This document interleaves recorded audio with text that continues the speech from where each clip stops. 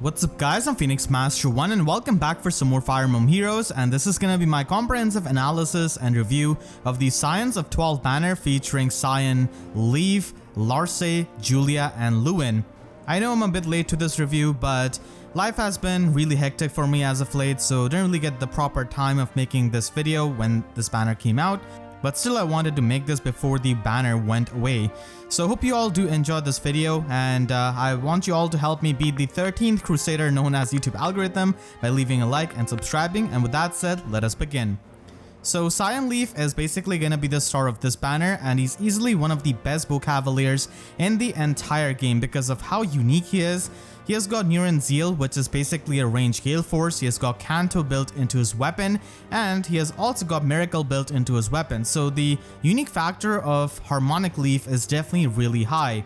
Compared to his legendary version, this Leif isn't really all that slow, and he doesn't really have a preferred Brave Bow. Instead, he has got a lot of speed and Bow of 12 as his preferred weapon, which has got Canto 1 built into it, and it also gives him -1 special cooldown. So Neuron Zeal becomes a 2-turn special, and it also gives him +5 to all of his stats during the combat, and Miracle is going to be active always in the player phase.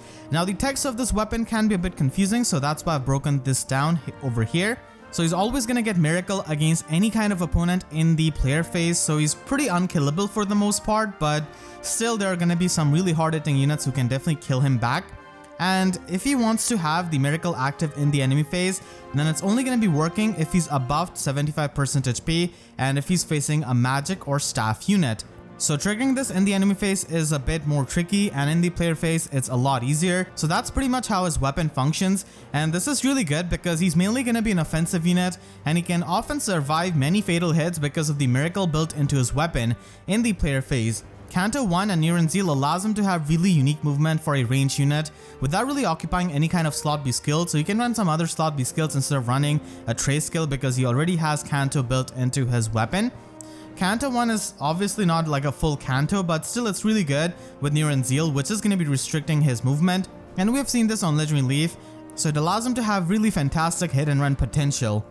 His Harmonic effect is going to be active in PvE mode, in Arena Assault, and Resonant Battles of course, and it gives Desperation and Guaranteed Follow-Up Attack to units from Genealogy and Thracia 776.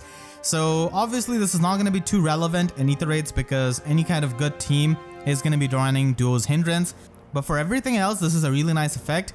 He has got really amazing stat line of 40 base attack and 41 base speed, both having super boons, but I do like the attack super boon a bit more because if you're trying to run any other special than Neuron Zeal, then it gives you really nice damage output, and he can definitely be pretty fast with his base kit as it is. His bulk isn't really anything too good, but still he has got the Miracle in his weapon, so he can survive against many of the things that he should not be surviving against. And for the most part, Legendary Leif is going to be a fantastic unit for any kind of game mode, for PvE, for Arena, Ether Raids, Arena Assault, anything really. So he's quite versatile as a unit, but keep in mind that it will be taking hundreds of orbs to get him because there's no spark on a seasonal banner. As for his builds, he already comes with a really nice base kit with attack speed catch, and you can just have the budget build with reposition and a solo secret seal. If you want to invest a bit more into him, then a lull skill can also be nice because he can still trigger Neuron Zeal if he double attacks, because keep in mind that with his bow, Neuron Zeal is a 2-turn special, and Esdring just puts it at 1 cooldown. So that is good, but still you can work without it and have another slot B skill.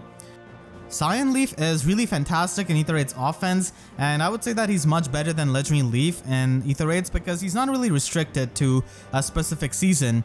And the fact that he has got Miracle built into his weapon means that he can use it reliably, and also set him up as a Gale Force unit by being a Wings of Mercy beacon because he can survive those hits in the player phase. Pulse Smoke can be nice against pre-charged specials, but overall with this kind of aggressive playstyle, I feel like Defense Smoke makes a lot more sense and can also have good synergy with the Cat skill so that it can activate it. And overall you just want to use him with an aggressive player phase team, or even with a team that can tank, and he can be used as a cleanup unit, so he's quite versatile with how you can use him. And the extra actions with Neuron Zeal and Canto can help you, and because he's a ranged unit he can be useful in destroying structures and then retreating with Canto 1.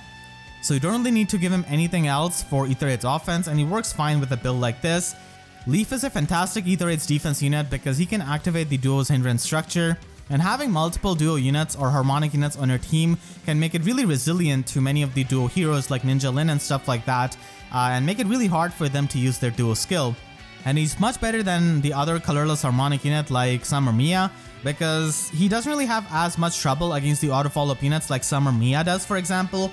And because of the miracle effect built into his weapon, it is going to be extremely annoying for the opponents to face him. And for a budget build, you could simply go with Goat Cavalry, Ward Cavalry, or have Distant Guard just to support your units. Pulse Smoke isn't really going to be doing too much for you in Aether 8's defense, but I guess if you don't really want to run anything else, then it's not really the worst thing ever. And Blade Session can easily be used to make him have more offenses.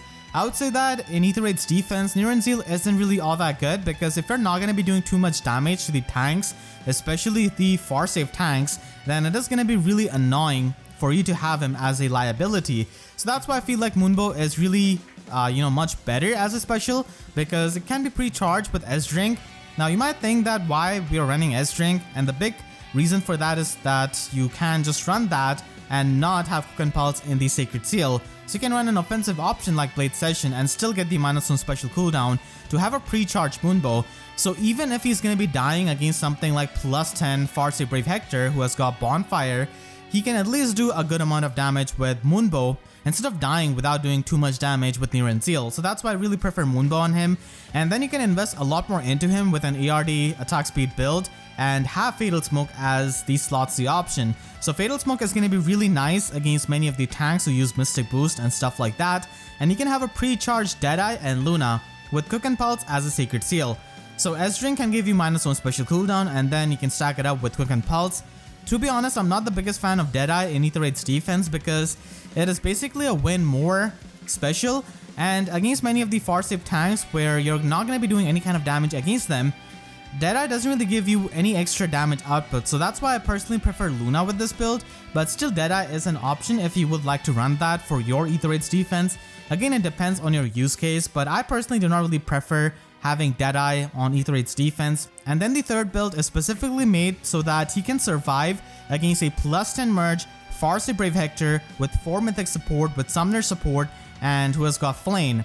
So with this build, with ARD attack defense solo, and lull attack defense, he can basically survive against Brave Hector.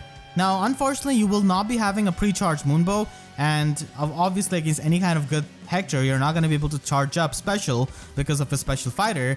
This build can lack in damage output, but it does excel in survivability. So if that's your cup of tea and maybe you have got some kind of Wings of Mercy units on your team, then this build could be used to just stack up the defense and make it so that he can inflict Brave Hector with Fatal Smoke and also survive his hits. And maybe some other unit can come in with Wings of Mercy and attack him. So that's your use case if you really want to survive against Brave Hector. Harmonic Leif, despite having the miracle in his weapon, is still going to be having trouble against stuff like Brave Hector, who has got Bonfire and Special Fighter, and a high damaging special like that is going to be bringing him to 1 HP as it is. And then the auto follow-up is simply going to be able to finish off that Harmonic Leif. So even though Miracle is there, many of those units with special retaliations can be really annoying. So the third build is an option to stack up your defense against that kind of thing. And then finally, I feel like he's the best user of C-Duel Cavalry 4 in the entire game. He is so good as a unit in Arena with Kanto and Niran Zeal, and the fact that he has got a 300 SP slot B skill means that he can run Duel 4 skill and run a 300 SP slots skill, and he can basically score like you're a 185 BST unit because of his SP cost. So that makes him a really high scoring colorless cavalry unit, and he makes fantastic use of this dual skill. So if you have him at +10 and you're a big fan of him, then it's just no question about it that you should be giving C-Duel Cavalry 4 to your Leif. He's going to be making your arena experience so easy. Scion Larcei is an ex-infantry unit this time, and she's a Gen 6 unit, which means that she's got 182 BST, and she comes with a preferred weapon, Whirling Grace. So this is a fantastic weapon, giving her -1 special cooldown, and if she's above 25% HP, then she can get +5 to all of her stats, null follow-up, and if she's got more speed than the opponent during the combat, then she gets the anti-guard effect. So this allows her to no matter what trigger her Regnal Astra, which is really amazing for a low cooldown special, giving her fantastic damage output based on her speed. And having null follow-up in her weapon just opens up the option of running a damage reduction build on her slot B without missing out on the null follow-up skill itself. So that is just going to be making her into a premier offensive axe infantry unit. She's pretty much like what a lot of sword infantry units are, but she's an axe unit, and there are not too many units with this kind of playstyle as an axe infantry. So she's pretty much one of the best axe infantries easily in the game. Her offensive stat spread is really good, having 42 base speed, which is fantastic with a damage reduction build, and nice attack at base 39. Her bulk is also no slouch, having 28 resistance, which is workable with a damage reduction skill, and having, this kind of null follow-up in her weapon, and defense is also pretty nice. So overall, Larcei ends up being a really versatile unit who can function in both phases, run a tank build, run a Gale Force build, run a player phase build. A lot of things Larcei can easily do. Her base kit is definitely a bit weird because her weapon requires her to be above 25% HP, and then Frenzy is here, which requires her to be below 50% HP. So it's a bit weird, and this is definitely not the best damage reduction skill for her. She definitely likes having Spurn a lot more because of the fact that she can spam Regnal Astra and get extra damage from Spurn. Frenzy is probably here to just increase her value as a unit, as a fodder. Now she can be compared to one of the recent axe infantry units that we've got, and that is going to be Charlotte. So after so many years, Charlotte finally got her chance and escaped the alt hell, and this is the fate that awaits her, facing competition from Scion Larcei. So if you just put these units side by side, you can see that Charlotte has got higher attack, and she's obviously going to be having higher damage output because of getting the true damage from her weapon based on her attack stat. But keep in mind that for everything else, Larcei basically has it much better, and she's a lot more versatile. So she's got null follow-up, she's got extra stats, and also anti-guard. On the other hand, Charlotte has to choose between either null follow-up or running a damage reduction build, and obviously Charlotte cannot be used too much in the enemy phase because her stats are much lower defensively compared to Larcei and how versatile she is. And Fair Fury Axe basically gives you the offensive stats, nothing really too defensively. Both have -1 special cooldown, but at the end of the day, Larcei has got the anti-guard built into her weapon, so nothing really is going to be stopping her special as long as she's faster than the opponent, where Charlotte can have her specials denied. When we look them at max investment, Charlotte is going to be able to get more Dragon Flowers, and I'm running plus speed IV on Charlotte here just to show you that they can both reach the same amount of speed basically. But obviously with Charlotte, having more attack can also be helpful for getting more true damage. So Charlotte is going to be having the true damage, but Larcei is also not that far off because she can just spam Regnal Astras and at times even trigger 2 Regnal Astras in a single combat if you're running Time Pulse and have it pre-charged. But obviously Charlotte's true damage is going to be a lot better in the matchups where Larcei is not going to be able to do too much damage against those high defense units. So at the end of the day, both of these are really fantastic axe infantry units, but Larcei is a lot more versatile and has got more effects going on in her weapon, but at least Charlotte is present in the normal summoning pool and can be sparked, whereas Larcei is an extremely rare unit who will take you hundreds upon hundreds of orbs trying to get her with no spark option. For a budget build, you can definitely go with Reposition and just have a solo Sacred Seal to match up with her slot A skill. And if you want to invest a bit more into her, then for sure you can run Spurn like I said, and she can function even at +1 merge with a distant counter Spurn build. Having null follow-up is really amazing because she doesn't really care about the impact effects, the follow-up negation effects of that kind, and she can just double and also spam her Regnal Astra. Time Pulse is pretty much the best slot C skill for Larcei because she can have a pre-charged Regnal Astra, and in the player phase when she attacks an enemy, she can trigger Regnal Astra twice if they counter attack. And because of the anti-guard effect, this is even more reliable. So Time Pulse is a fantastic option if you want to invest a bit more into her. And even at +1 merge, she's going to be a very formidable Spurn damage reduction fast tank. Because of having null follow-up in her weapon, Larcei can of course use Wind Sweep and have Flashing Blade to charge up Gale Force, and she's easily one of the most reliable Gale Force units by having anti-guard in her weapon. So she can use that with Wind Sweep and also have Odd Tempest. So all of these green skills are going to be making her a fantastic player phase unit. Of course, this is a bit more polarizing kind of build, only really useful in the player phase, not so much in the enemy phase like a lot of her other builds. But still, this is an option and it's still really amazing. If you want to use her in Ether 8's offense, then she can be used as a tank with both Null Follow-Up and Null Counter Disrupt. You can easily get damage reduction from either Flame or Niffle. Niffle gives you the damage reduction only on the first hit, but as it is, Larcei is pretty fast, but Niffle works out fine as well if you have her. And green is not the best color for tanking in my opinion in Ether 8s, unless you're someone like Gustav or Brave Edelgard, because there are a lot of red threats like Legendary Seeker, Duel Leif, Legendary Lilina, and things of those nature, so it can definitely be pretty annoying for Larcei, but still she can be a really fantastic tank with a build like this, not really caring about the auto follow-ups, and not really caring about flash, fire sweep effects. Mystic Boost is really nice in the Sacred Seal to give her the consistent healing, while also disabling Wrathful Staff. She can always retaliate back with Regnal Astra, and that is really amazing for getting the kills, and Anti-Guard effect is a fantastic option for Ether 8's offense for a tank, and even as a Gale Force unit. So in my opinion, she works a bit better in the Astro season as a Gale Force unit because you have less redundancy, because in the light season we already have Dagger who could be used with Gale Force, and in the Astro season she complements the color of Regan pretty well.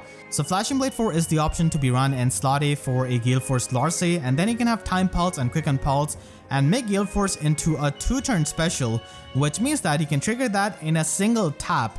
So if you're running a lot of Savage Blow on your main initiator Gale Force unit, like maybe Ninja Lin or just some other Gale Force unit, then you can easily just hit enemy once and get the Gale Force off. And this is really amazing because she also has the Anti-Guard, so it doesn't really matter if the opponent has got a tier 4 stance skill or Tanan Baton or something like that. She can also double Brave Hector through his follow-up negation, even though he can be a pretty annoying unit for a lot of Gale Force teams. Still, because of not having a damaging special, Brave Hector can still be a bit more annoying, but still at least you're able to double him and also trigger your Gale Force against a unit like him who usually runs Special Fighter. Having Gale Force at 2 cooldown or 4 cooldown is the ideal scenario, and Larcei can have it at 2 cooldown on her own without requiring any kind of external support. Larcei, because of being a Gen 6 unit, can reach 185 BST even as an infantry unit, so she doesn't really need any kind of dual skill or anything like that, and she can be such an amazing unit for arena usage with that Regnal Astra, Time Pulse, having Null Follow-Up in her weapon, and she's a force to be reckoned with if you do plus and merger for arena purpose. Scion Julia is a red mage flyer this time, and she's the fastest she has ever been out of any of her iteration, being at base 35 speed, and she's also got really fantastic base attack at base 42 while also having super boon in it. She also has her preferred skill Light and Dark, which is basically a Spectrum LOL skill, and that makes her pretty unique because flying units do not have access to the LOL skills. Surprisingly, she doesn't have any preferred weapon, instead she has got an inertable weapon in Luminous Grace Plus. So this weapon restores 10 HP at start of every turn, and at start of combat if she's above 25% HP, then she can get plus 5 attack and plus 5 speed during the combat. So this weapon has pretty good synergy with itself, just recovering the HP so that you can be at that HP threshold, and it just gives you some offensive stats. So this is a pretty decent tome, but unfortunately the red mages present in the Grail pool and the free-to-play pool who really need any kind of inheritable weapon that's good are not going to be able to have easy access to this because she's a 5-star locked unit. And for Julia, this is a decent weapon, but there are definitely some other options that she could also try. Now unfortunately, Scion Julia being a seasonal locked unit at 5-star without a preferred weapon makes it a pretty tough competition for her when compared to someone like Constance, who we recently got. So as you can see, Constance just has better stat spread overall compared to Julia. She does not have as much resistance as Julia, but still she's got a lot more unique weapon in Agnes Arrow, which has got partial null follow-up built into it. She doesn't get access to Light and Dark of course, but still she can run a Trace skill or Wind Sweep and still be a really strong offensive red mage flyer.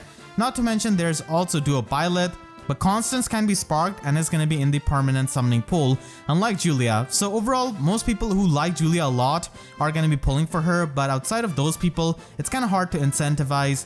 For a budget build, you can go with Glimmer and definitely the Speed Refine on her inheritable weapon, and you can have Savage Blow or Resistance or Speed Smoke, or even a flyer boosting skill in the Slotsy, and have Blade Session to give you the max amount of offensive power in the player phase. Speed Res Rain is pretty much the best Slotsy option for Julia. Even though Julia has got plus attack IV, I feel like plus speed IV is definitely the best IV for her with her offensive playstyle. And especially not having a preferred weapon means that having more speed is always going to be helpful if you're going to be running some other tomes which don't really give you speed.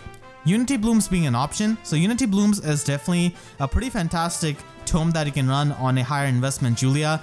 So she can be a bit more bulky on the resistance side of things, and she can also get some extra damage while also having the self-sufficiency.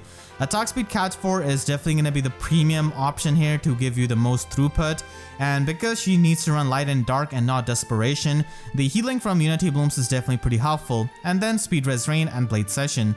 Julia doesn't have a lot of competitive use in my opinion. The best use of her is definitely going to be as an arena unit, and this is where she pretty much beats Constance because she can score higher than Constance with our Duel Flying 4 because of having a 300 SP slot B skill in light and dark. So when you combine that with a dual skill and a 300 SP slot C skill, you pretty much score as if you're a 185 BST unit. So having light and dark definitely elevates the scoring potential of Julia.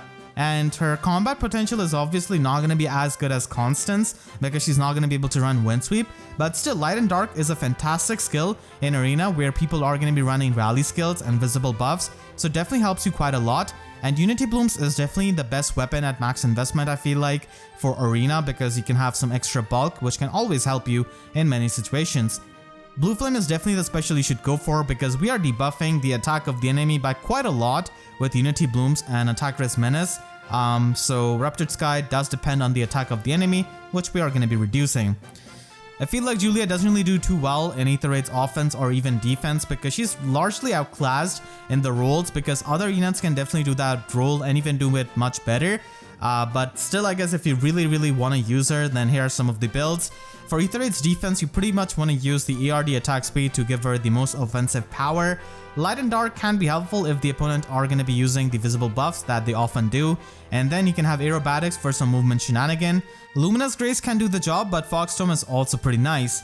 I guess you can also use her in Aether Raid's offense as a magic tank. She doesn't really have much of a defense, but I guess you can use her with a near safe tank who can take care of the melee units, as Julia with her high resistance can take care of some of the magical threats. So this is of course preferred in the light season where you can get resistance buff from air and dagger, and you can have a wolf tome so that you can have the effective damage to really make use of Julia's high attack stat. This is one of the builds which I would recommend plus attack IV over plus speed because getting those one shots is going to be extremely good, and you can have attack res unity which can be used in both phases, and light and dark can provide you with some extra utility. As it is, mage players don't have a lot of options to be run here, and attack res rain can give you some more damage output and bulk. Mystic Boost is needed so that you can have the self-sufficiency. You can also run this kind of build with Unity Blooms, but the Fogstorm is definitely pretty nice, just punching through some of the blue mage cavaliers like Reinhardt and Selena for example. So this is an option. She's not the best at it, but if you really want to use her and make it work out, then you can use her with a near safe tank. Scion Lewyn is a blue mage infantry unit this time, and he has got Drifting Grace as the inevitable weapon. He doesn't have a preferred weapon, and he has got the same weapon as Scion Julia. It's functionally the same. His stat spread is pretty much offensively oriented with base 40 speed and base 30 attack, having super boons in both of it, and he also has resistance, but he has got extremely low defense. Lewyn is the 4-star focus unit of this banner, making him a bit more easy to plus and merge if you really like him as a character.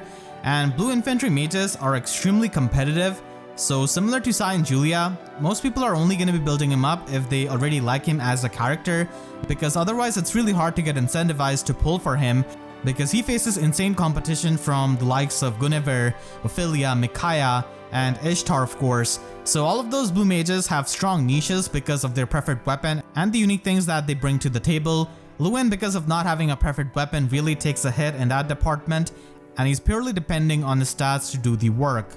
For a budget build, you can definitely go with a Link skill and have reposition, because you cannot really run Desperation with a weapon that heals you at start of every turn. It's really inconsistent, so that's why you can just have the Link skill, and he does provide you with Infantry Flash and Attack Res Solo with his base kit, which is fine on a budget. And you can go with a good old Fury Desperation if you really want to use the Desperation skill, and have something like a Fogstorm that doesn't really heal him up at sort of every turn.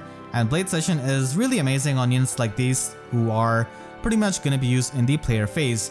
At higher investments, you can definitely invest a bit more into him with a weapon like Flora Guide Plus and stack it up with loud speed resistance and also have attack speed push 4. So all of these premium offensive skills are going to be really nice on him if you decide to plus 10 merge him. Foxstorm again is a pretty nice option for the player phase, and because of that you can also run a player phase skill like Sparrow and have loud speed resistance. Attack Res Menace is also an option if you don't want to run a Joint Drive skill. Juicy Wave Plus is also an option if you have saved up the Summer Camilla combat manual that we got a long time ago in the Ephemera pool. So this can be used with Null Follow-Up and Slot B and have something like Sparrow. So he doesn't really need to use a Slot B for Desperation as he has got that built into his weapon, and he can have Time Pulse to have a 1-turn Glimmer which he can trigger on the double attack. And Null Follow-Up is really good so that he can bypass any kind of follow-up negation units. For his IVs, both plus attack and plus speed is really good. It really depends on what you prefer. In some of the game modes, plus attack IV is definitely going to be a bit nice, like for Arena for example. He can be used in Arena with B-Duel Infantry 4 and loud speed resistance. Because he doesn't have a preferred weapon, you need to run a 300 SP slot C skill like Joint Drive Speed for example. And Pack Blooms is going to be extremely good because you need to have a bit extra bulk so that you can survive some counter attacks, and because of that you can also run attack defense form to just give him a bit more attack and also defense, which he definitely needs in many of the matchups. I wouldn't really recommend using Lewyn in Ether Raids because again he's really outclassed. You can just use Guinevere or Micaiah if you want to tank, and if you want to have an offensive blue infantry mage then you can just have Ishtar or Philia. But I guess if you really want to use him, then again you can just use him as a boot like Micaiah with attack res unity and null counter disrupt so that he can make use of his resistance in the light season, and have Pack Blooms which can give you the attack debuff on the enemy and also heal you up. So this is an option if you really want to use him, but again so many of the other blue mages, like literally Micaiah +1 merge, is going to be able to do a much better job than Lewyn here. So I hope you all enjoyed this banner review even though it was a bit late. Make sure to share this video with your friends if they are thinking of building up any of these units, and if you enjoyed then make sure to leave a like and a comment, helps me tremendously. And if you really enjoyed then you can always support me directly by using super thanks or by becoming a YouTube member down below. If you want to see more banner reviews then make sure to subscribe and hit the notification bell, because YouTube sub boxes are about as functional as Charlotte after seeing Scion Larcei. So that's it, I'll see you guys next time. Thank you so much for watching and have a great day.